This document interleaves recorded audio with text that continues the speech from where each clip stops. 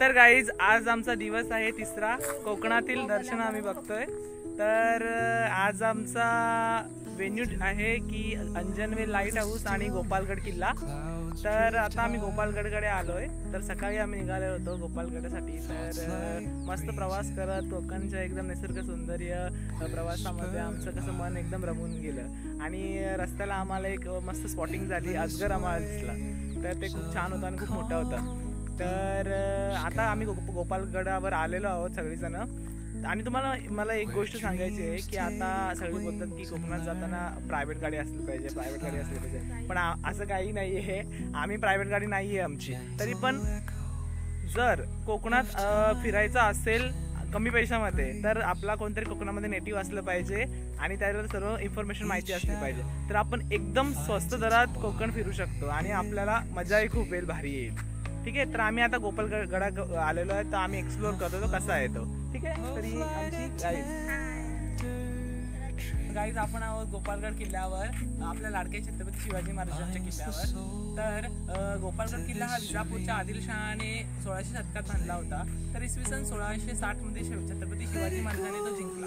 छत्रपती शिवाजी महाराजांच्या मृत्यूनंतर मुघल आक्रमकांच्या धामधुकीचा कायदा घेऊन सिद्दी खैतर खानाने तो 1619 मध्ये जिंकला। त्यानंतर 1744 मध्ये तुळजा आग्रेने तो जिंकेपर्यंत तो सिद्धीच्या ताब्यात राहिला। या काळात सिद्धीने किल्ल्याचा विस्तार करून त्यात सुधारणा केल्या। तदनंतर तुळाजी आग्रेने ही किल्ल्याचा विस्तार केला। इसवी सन 1818 मध्ये कर्नल रेनडी यांनी किल्ल्याचा ताबा घेतला व स्वातंत्र्य प्राप्तीपर्यंत तो ब्रिटिशांच्या ताब्यातच होता। तर प्रश्न राहतो की या किल्ल्यात गोपालगड नाव कसे पडते। तर आपणास माहिती असेल की तुळाजी आग्रे हे कृष्ण भक्त होते। तेव्हा त्यांनी जेव्हा हा किल्ला ताब्यात घेतला तेव्हा याचे नाव गोपालगड करण्यात आले। तर आपल्या हा ऐतिहासिक वारसाला आपण जतन केले पाहिजे।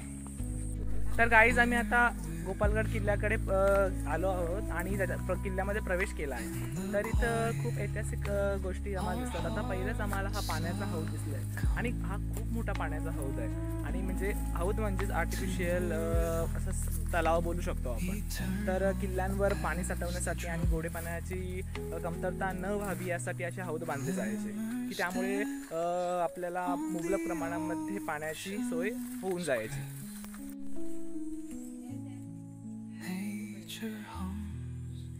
तर गाईज आम्ही आता गोपालगडाच्या तटबंदीवर चाललो आहोत। तर यांना थोडंसं प्रॉब्लेम येते कारण की पायऱ्या खूप मोठ्या आहेत। यांचे थोडंसं असं चालू आहे। तर सध्या तरी हा थोडासा डिस्ट्रॉय टाईप झालेला आहे कारण की इथे काही तेवढी काय सरकारची काही सुधारणा नाही आहे किंवा पर्यटन क्षेत्र पण तेवढं नाही आहे। काहीतरी असे लोकल असतात किंवा ज्यांना माहिती असते या किल्ल्याबद्दल तेच जण भेट देतात या किल्ल्याला। तर गाईज या किल्ल्यावर जास्त देखभाल नसल्यामुळे या किल्ल्याचा बहुतांश भाग म्हणजे 90% भागच असा गवताने किंवा वेगवेगळ्या वनस्पतींनी भरलेला आहे कारण की तेवढी। तर गाईज आम्हाला खूप अशा अडचणीतून जायला लागतं बघा। इथे एवढी किल्ल्याची खराब हालत झालेली आहे। जरा पर्यटन क्षेत्राने याच्याकडे लक्ष दिलं पाहिजे। तर अंजनवेलच्या गाव प्रमुखांनी या किल्ल्याकडे थोडं लक्ष दिलं पाहिजे आणि सरकारकडे विनवणी केली पाहिजे की कोला आलते रोय गसपटीत चला ना।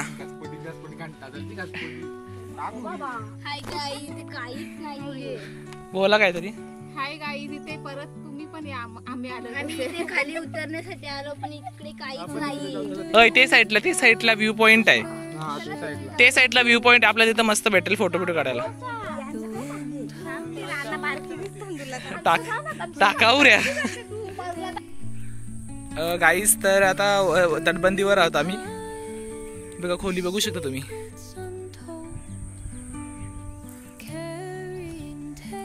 आमच्या सगळ्या बहिणी पण चालत आहेत वरून तटबंदीवरून। खूप जीर्ण झालेलं आहे, चालेल येडे जीर्ण झालेलं आहे। आता आम्ही झेंड्याकडे जातोय आणि त्या साईडला व्ह्यू पॉइंट आहे। ठीक आहे, तर चला। तुम्हाला माहिती आहे का हे कशासाठी असेल? हे खाली बाउंड्रीला हे खोल कशासाठी असेल माहिती आहे का?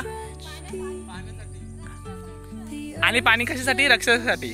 ठीक आहे, मग याच्यामध्ये पाणी साठवून ठेवलं जायचं आणि त्याच्यामध्ये मगरी सोडल्या असायच्या, म्हणजे कोण असं डायरेक्ट प्रवेश नाही करायला. ठीक आहे.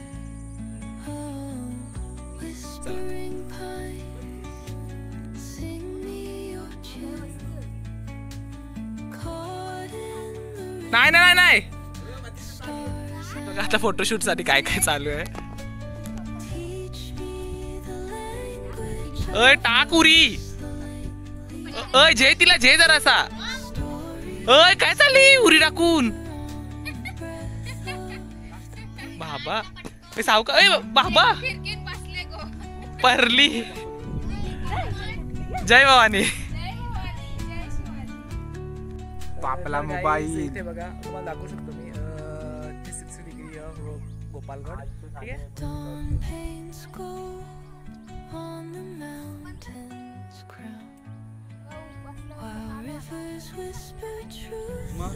खूप छान दृश्य आहे समोरचं, पूर्ण अथांग समुद्र आहे आणि खूप छान वाटतं, एकदम निराळा समुद्र आहे. हा अरबी समुद्र किती मनाला मोहून टाकतोय बघा ना. ही दाभोलची खाडी पुढे स्टार्ट होते, खूप छान वाटतंय. जय छत्रपती शिवाजी महाराज की जय. जय भवानी. जय शिवाजी. तर गाईज आमचा गोपालगड बघून झालेला आहे. आम्ही काही तेवढं नाही बघितला, 40% भाग बघितला आम्ही, कारण की तो जीर्ण झालेला होता, थोडा पडलेला होता आणि काही अजगर बिजगर पण होते खूप तिथे. 2-3 आम्हाला दिसले पण अजगर, आणि रसल वायपरचे पण खूप प्रजाती होते आणि असा आवाज येत होता. तर आता आम्ही अंजनवेल लाईट हाऊस डॉल्फिन पॉईंटवर चाललो आहे. ते जर डॉल्फिन दिसले तर तुम्हाला दाखवू, नाहीतर नको, राहू द्या. ही बघा आमची थोडीशी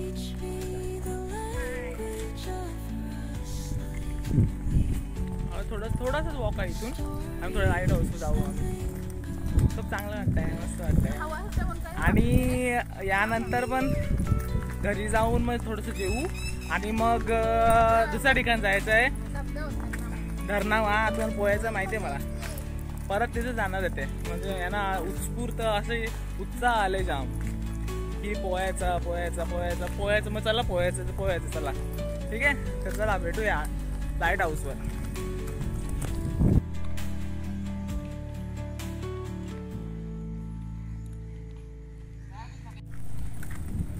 गाईज आता अंजनवेल थोड्याच वेळावर आहे, समथिंग 5 मिनिटावर आहे. आता चालू आहे आम्ही तिथे, आणि आता समुद्र दिसायला लागला आहे. खूप छान समुद्र आहे, एकदम अथांग आणि एकदम ओशनिक व्ह्यू दिसतोय.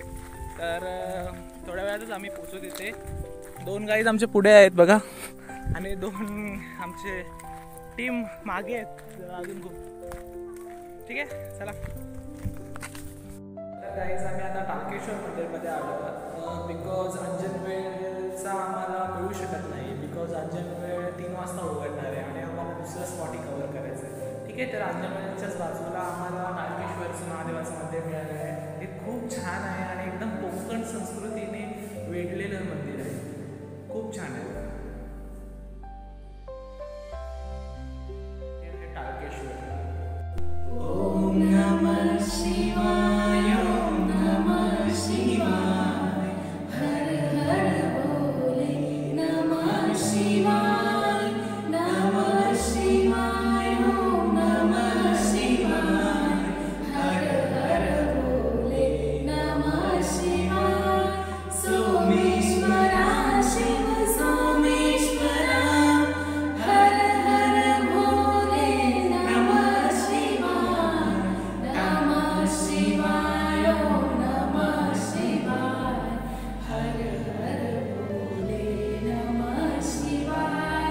टाकेश्वरा शिव टाकेश्वरा, हर हर भोले, नमः शिवाय, नमः शिवाय, ओम नमः शिवाय, हर हर भोले, नमः शिवाय. तर गाईज अनफॉर्च्युनेटली आम्हाला लाईट हाऊस आता आलं नाही, तर आम्ही आता डॉल्फिन पॉईंटला जातोय. तो असा खाली उतरून जायचं आहे आम्हाला, आणि समुद्र समुद्र काय डेंजर दिसतो, डेंजर. एक नंबर भारी दिसतो समुद्र. आमचा रस्ता किती छान मध्ये आहे.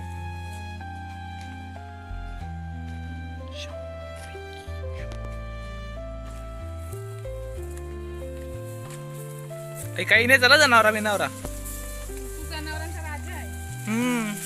शिकलो नाही ना अजून, शिकीन तेव्हा असं घेईन आता. हॅलो जा आता, ती वरची सगळी येतील बा आपल्याला बघून. तर आम्ही आता इथे डॉल्फिन पॉइंट, एकदम सुंदर असं डॉल्फिन पॉइंट आहे. तिथं आम्ही एक जरा तेजू मागे आहे आमची, तर ते तुम्हाला दाखवतो बघा डॉल्फिन पॉइंट. सगळ्या व्हिडिओ अजून खाली आहे गाईस, पण आम्ही त्या साईडून जातो तेव्हा दिसेल. इथे एक तरी आहे.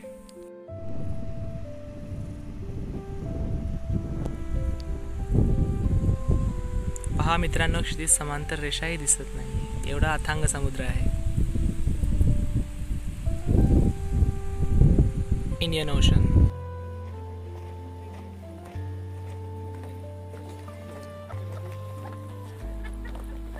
तर गाईज आम्ही डॉल्फिन पॉइंटवर गेलो, खूप मजा केली, गाणी बोलले, फोटो काढले, छान वाटलं, समुद्र भारी वाटला, एक नंबर वाटला. तर आता आम्ही तिथे स्टॉप करतोय आणि आता घरी जातोय. मग तिथे लंच करू आम्ही. मग लंच केल्यानंतर लगेच आम्ही पोहण्याच्या ठिकाणी जाणार आहोत.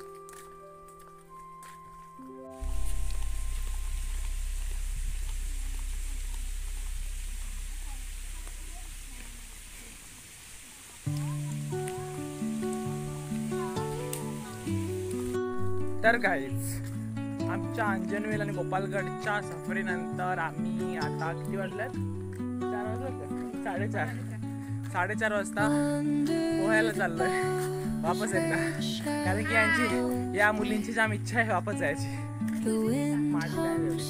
तुम्ही तिथं गाईज तिथे पोहायला जाम भारी आहे आणि ओंड आहे खूप. बघणार ना, ठीक आहे, बघितलं ना मागच्या ब्लॉग मध्ये, बघितलं त्यांनी मागच्या व्लॉग मध्ये बघितलं तुम्ही, तेच आहे बघा. पुढे आहे ना खूप खोली आहे, तिथे पोहायला खूप मजा येते आणि खाली आहे ना कमी पाणी आहे, त्यानं या पोरी तिथेच राहतात. मग आम्ही जरा टाकू शकत नाही ना मागे, मग आम्हाला एकदा अनफॉर्च्युनेटली जायला लागतं खाली. तर आम्ही मस्तपैकी तिथे मजा करतो आणि तुम्हाला थोडीशी क्लिप दाखवू, जास्त नाही दाखवू, कारण की तुम्ही बघितलं आमची मजा. यावेळेस थोडीशी क्लिप दाखवू आणि बघा मजा करा तुम्ही पण बघून, आणि या तुम्ही इथे. तर गाईज हा आमचं बघा तो स्पॉट परवाच्या दिवशी आम्ही पोहायला आलेलो. तर परवाच्या दिवशी एवढा काही निळाशार पाणी नव्हता, पण आता बघा केवढा निळा पाणी आहे. आता कॅमेऱ्यामध्ये एवढं दिसत नाही आहे, पण खूप निळा पाणी एकदम फ्लुइड. याची खोली जरा जास्त आहे आणि ते आम्हाला पोहायला मजा येते. बट आमचे ताई लोक आहेत ना, ते आम्हाला इथे पाहून नाही देतो की बुडा आहे तुम्ही. तर आम्ही थोडे इथे खाली पोहतो आणि नंतर मग इथे वर येणार आहे.